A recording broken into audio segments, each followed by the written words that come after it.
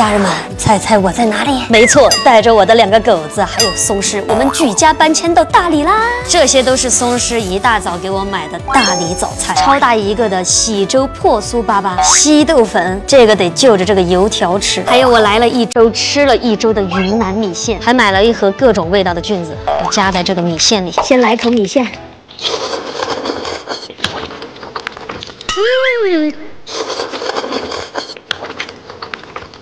还有当地他们做的这个双皮奶，真的巨好吃。这个米线是辣子鸡米线，很辣很过瘾的那种。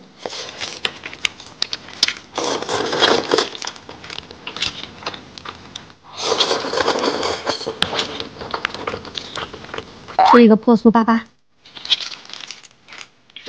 这个真的巨香啊！给我留点啊！这口给你。天哪，好感动啊！我一口粉一口馍。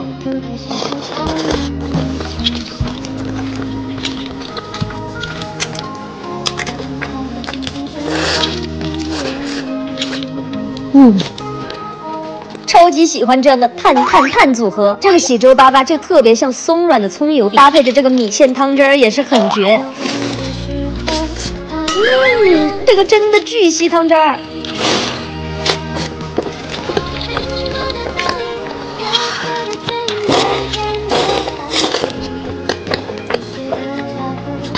好好吃哦！把我的看饿了。米线给你留一点，我来吃这个稀豆粉。这个稀豆粉据说是云南很多地方都有的，它这个其实就是豌豆粉做的。这个呢，就是得标配这个油条。怎么可以这么好吃啊？又像油茶，但是比油茶更细腻的那种。他们自己做的这个辣椒油也巨香。这个每一口还能吃到这个花生碎。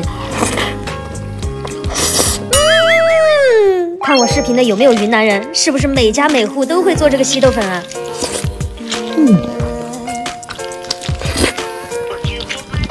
是谁想到这个东西能和油条搭配？真的太绝了！你给我留一口啊！